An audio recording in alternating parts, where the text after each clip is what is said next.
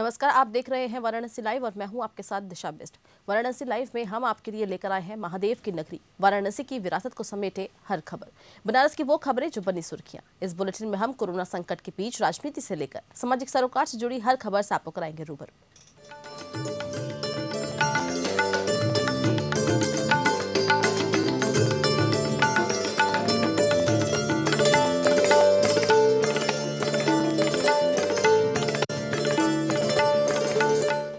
मुख्तार अंसारी के करीबी और हाल ही में सरेंडर करने वाले मिराज अहमद उर्फ भाई मिराज के घर गुरुवार को वाराणसी विकास प्राधिकरण ने अवैध निर्माण का ध्वस्तीकरण की कार्रवाई की। मिराज अहमद के मकान के पिछले हिस्से में अवैध निर्माण किया गया था, जिसके संबंध में 2 महीना पहले वीडीए ने नोटिस दिया था। इस संबंध में वीडीए के अधिकारी परमानंद यादव ने बताया कि मिराज अहमद के मकान सोनी मंजिल house number 435 Ashok Vihar colony phase 1 के पिछले हिस्से में अवैध निर्माण कराया गया था। उन्होंने बताया कि इस संबंध में वीडीए द्वारा 2 महीना पहले नोटिस जारी किया गया था। नोटिस जारी होने के बाद खुद से अवैध निर्माण का ध्वस्तीकरण न करवाने के कारण वीडीए अवैध निर्माण के ध्वस्तीकरण की कार्रवाई कर रहा है।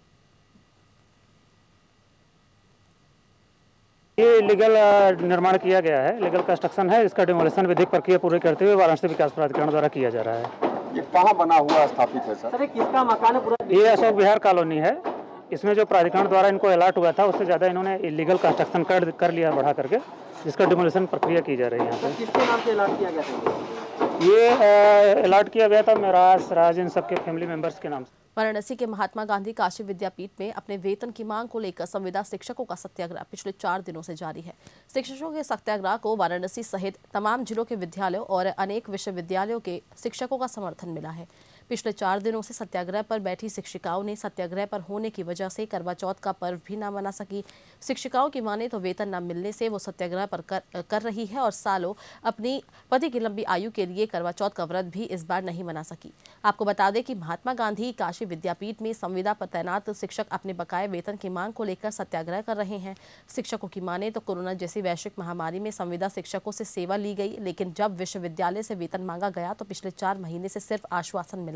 ऐसे में वेतन न मिलने से शिक्षकों के सामने रोजी रोटी का संकट आन पड़ी है। आपको बता दें कि शिक्षकों की माने तो वो अपने बच्चों की फीस जमा नहीं कर पाए तो कोई अपने घर का रेंट नहीं दे पाए। सभी संविदा शिक्षकों के सामने वेतन की समस्या बनी हुई है और विश्वविद्यालय की तरफ से ये नहीं बताया जा रहा कि उन्हें वेतन मिलेगा भी या नहीं, और मिलेगा तो कब और कितने दिनों का मिलेगा।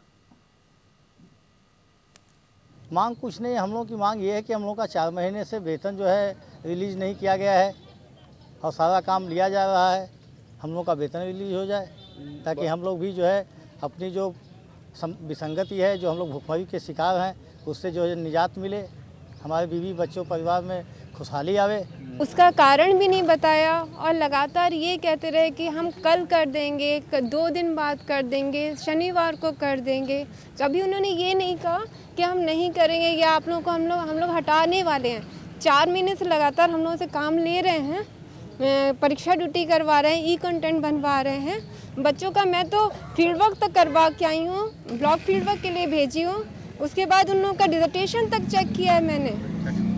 अकेले मैं वहाँ का IRPM विभाग संभालती हूँ और अभी तक संभाला है। अपने मेरे निदेशक महोदय ने मुझे जो कार्य दिए सारे मैंने अभी तक किए हैं। लेकिन सिर्फ कुलपति जी से हम ये पूछना चाहते हैं, क्या ये न्याय संगत है कि इतने दिनों तक आप हमसे काम भी ले लें और हमारा वेतन केवल झूठ बोलते रहें कि हम देंगे। वाराणसी के महात्मा गांधी काशी विद्यापीठ के कुलपति प्रोफेसर TN सिंह का नाम विश्व के 2% वैज्ञानिकों में शामिल होने पर अभिनंदन समारोह का आयोजन किया गया। UGC और NSS के तत्वाधान आयोजित अभिनंदन समारोह में विश्वविद्यालय और UGC के मेंबर शामिल हुए। समारोह को लेकर विद्यापीठ के कुलपति ने बताया कि विश्वविद्यालय के शताब्दी वर्ष के दौरान उनका नाम विश्व के 2% वैज्ञानिकों में शामिल किया गया। ये उनके लिए ही नहीं बल्कि विश्वविद्यालय के लिए गर्व की बात है। उन्होंने बताया कि बैठक में नई शिक्षा नीति पर चर्चा की गई। इस दौरान नई शिक्षा नीति के वैज्ञानिक पहलू क्या है और प्रायोगिक पहलू क्या है और कैसे सोशल साइंस में साइंस और इंजीनियरिंग को समाहित किया जा सकता है, इस पर विशेष चर्चा की गई। ये राष्ट्रीय गोष्ठी के साथ सम्मान समारोह है, सम्मान समारोह के साथ संगोष्ठी नहीं है। हम लोग चूँकि भारत सरकार ने जो नई शिक्षा नीति को जो अपनाया है और उसके बारे में जो समग्र रूप से चर्चा करने के लिए हर विश्वविद्यालय को चिन्हित किया गया है। उस कड़ी में यूजीसी सेल और दीनदयाल शोध पीठ एवं एनएसएस के तरफ से ये संगोष्ठी आयोजित है। इसके साथ साथ ही एक जो है मिलन का भी समारोह है कि हम बहुत दिनों तक कोविड के कारण एक दूसरे से अकेले मिलते थे, बातचीत नहीं हो पाती थी, तो एक तरह से एक अवसर भी है। और उस अवसर के साथ साथ एक छोटी उपलब्धि के लिए भी हम लोग उत्सव की तरह मना रहे हैं, इसलिए कि विश्वविद्यालय के 100वें वर्ष में कोई भी छोटी या बड़ी उपलब्धि हमारे गौरव को बढ़ाती है। वंदे मातरम समिति अध्यक्ष अनूप जायसवाल के नेतृत्व में वाराणसी जिला मुख्यालय पर पत्रकार अर्नब गोस्वामी पर महाराष्ट्र सरकार और परमवीर सिंह पुलिस कमिश्नर द्वारा महाराष्ट्र में दमनात्मक कार्रवाई मारकर पीटकर गिरफ्तारी के विरोध में मुख्यमंत्री उद्धव ठाकरे और परमवीर सिंह का पुतला फूंककर विरोध प्रकट किया गया। कार्यक्रम को संबोधित करते हुए वक्ताओं ने कहा कि महाराष्ट्र में रोज लोकतंत्र की हत्या कर रही है। महाराष्ट्र सरकार कभी सच्चाई कहने पर अभिनेत्री के घर को गिरा दिया जाता है, तो कभी संतों की हत्या कर कठोर कार्रवाई नहीं कर तुष्टीकरण, तो कभी सच्चाई बताने पर अर्नब गोस्वामी पर दमनात्मक कार्रवाई। विरोध प्रदर्शन में महाराष्ट्र सरकार को तत्काल बर्खास्त करने की मांग की गई। कार्यक्रम का नेतृत्व अनूप जायसवाल, संचालन ओम प्रकाश यादव बाबू, धन्यवाद एडवोकेट अनूप गुप्ता ने किया। वहीं कार्यक्रम में मुख्य रूप से सोमनाथ विश्वकर्मा, विपुल पाठक, पिंटू सोनकर, पप्पू सिंह, कन्हैया सेठ, संजय पांडे, मोनू, प्रदीप जायसवाल, अभिषेक मिश्रा, विवेक कुमार, अंजनी कुमार सिंह, विशाल कुमार गुप्ता, जितेंद्र जायसवाल, सोमनाथ यादव, प्रकाश केशरी, मनीष चौरसिया, मंगलेश जायसवाल, सिद्धार्थ अलगू, राकेश सिंह, राजेश दुबे, प्रमोद पांडे, साकेत चौरसिया, प्रदीप चौरसिया आदि उपस्थित रहे।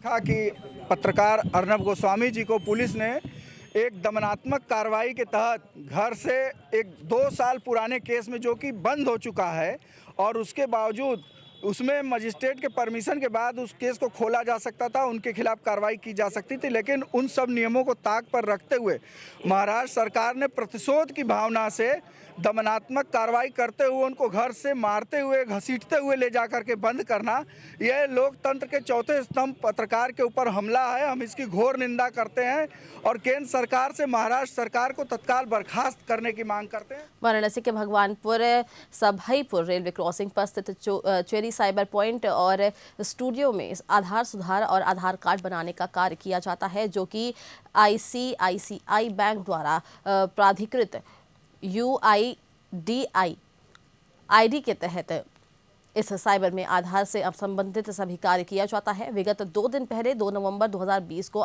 नेक्स्ट के पत्रकारों ने आधार संबंधित संशोधन को लेकर एक खबर छापी थी, जिसमें सेंटर के संचालक पर पैसे लेकर आधार संशोधन का आरोप लगाया गया था। पत्रकार के पूछताछ से संचालक घबरा गया और अपने सेंटर से चला गया और इस घटना से संचालक परेशान था और पत्रकार द्वारा उस पर अनैतिक दायित्व और उस पर दबाव बनाने लगे, जिससे सेंटर के संचालक को सेंटर बंद करना पड़ा। iNext में सेंटर को बदनाम करने के लिए जो लेख छापी गई वो बिल्कुल गलत है, जिससे केंद्र की गरिमा पर गहरा आघात पहुंचा और सेंटर संचालक परेशान है।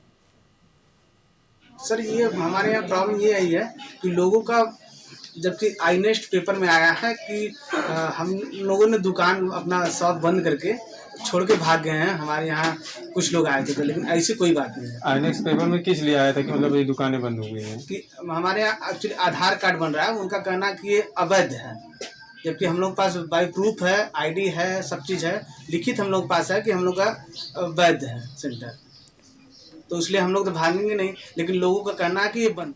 राजा तालाब रोहनिया थाना क्षेत्र के पंचकोसी मार्ग पर पड़ने वाले दूसरे पड़ाव भीमचंडी स्थित धर्मशाला में गांव के ही 3 नाबालिग सहयोगियों के साथ मिलकर एक लड़के ने एक 15 वर्षीय नाबालिग लड़की के साथ दुष्कर्म किया, जिसकी जानकारी पीड़ित ने अपने परिवार वालों को दी। पीड़ित की तहरीर पर रोहनिया पुलिस ने आरोपियों के खिलाफ दुष्कर्म और पॉक्सो एक्ट के तहत मुकदमा दर्ज कर लड़की की मेडिकल के लिए भेज दिया है। कल दिनांक 4 को रोहनिया थाना क्षेत्र में एक नाबालिग बालिका के साथ रेप के संबंध में एक सूचना प्राप्त हुई। इस सूचना पर 3 अभियुक्तों के खिलाफ FIR पंजीकृत करके सभी अभियुक्तों की गिरफ्तारी करते हुए समुचित धाराओं में उनका चालान न्यायालय किया जा रहा है। वाराणसी के एक होटल में अपने Big Faction Consultancy Private Limited ने अपनी चौथी वर्षगांठ बड़ी धूमधाम से मनाई। वहीं कंपनी के डायरेक्टर शशांक रस्तोगी ने कहा कि Big Faction Consultancy Private Limited एक ऐसा माध्यम है जो ऑनलाइन बिजनेस करते हुए लोगों को ऑनलाइन बिजनेस ले जाने की सुविधा प्रदान करती है। वहीं कंपनी एक छोटे से छोटे उद्योगपति से लेकर बड़े से बड़े उद्योगपति को सर्विस प्रदान करती है। हमारे माध्यम से एक सुई विक्रेता से लेकर एक सुई फर्म का मालिक भी हमसे जुड़कर अपने बिजनेस का ऑनलाइन ले जा सकता है और इस कोरोना काल में ऑफलाइन बिजनेस की जगह ऑनलाइन बिजनेस करने का एक सही माध्यम Big Faction Consultancy Private Limited बन सकता है। धर्मनगरी वाराणसी में एक बार फिर से दीपावली के अवसर पर अवैध पटाखों का जखीरा पकड़ा गया है। पुलिस को जैसे ही इसकी सूचना मिली वैसे ही एसएसपी अमित पाठक महफोर्स दाल मंडी बाजार में छापेमारी करने पहुंचे। मौके पर जब पुलिस पहुंची तो दुकान के अंदर एक और दुकान मिली जिसमें पटाखों की संख्या देखकर एक बार फिर पुलिस कप्तान भी घबरा गए।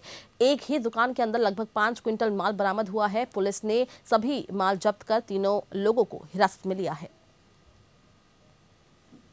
हम लोग थाना चौक वाराणसी में है। वहाँ पर एक मंडी है, दाल मंडी उसको बोलते हैं एरिया, जहाँ पे बहुत ही कंजेस्टेड है और सैकड़ों की संख्या में दुकानें हैं। वहाँ हमें ये सूचना प्राप्त हुई कि कुछ दुकानों में अवैध पटाखे का भंडारण किया गया है। हम सभी जानते हैं कि एक्सप्लोजिव का लाइसेंस बहुत कम लोगों के पास, जिनको शासन ने इशू किया है, वही एक्सप्लोजिव का भंडारण कर सकते हैं। दूसरी बात ये कि एक्सप्लोजिव के स्टोरेज और बिक्री दोनों की जगह निर्धारित की जाती है, जो खुले में होती हैं, जो भीड़ भाड़ वाले इलाकों से बचाई जाती हैं, ताकि किसी भी दशा में आग लग जाए तो उससे किसी प्रकार की जनहानि न हो। तीसरी बात ये कि कई बार समस्या आती है कि लोकल मेड पटाखे होते हैं जो कंपनियों के नहीं बने होते, अधिकृत नहीं होते हैं और वो वाराणसी लाइव में बस इतना ही। खबरें लगातार जारी है। नमस्कार।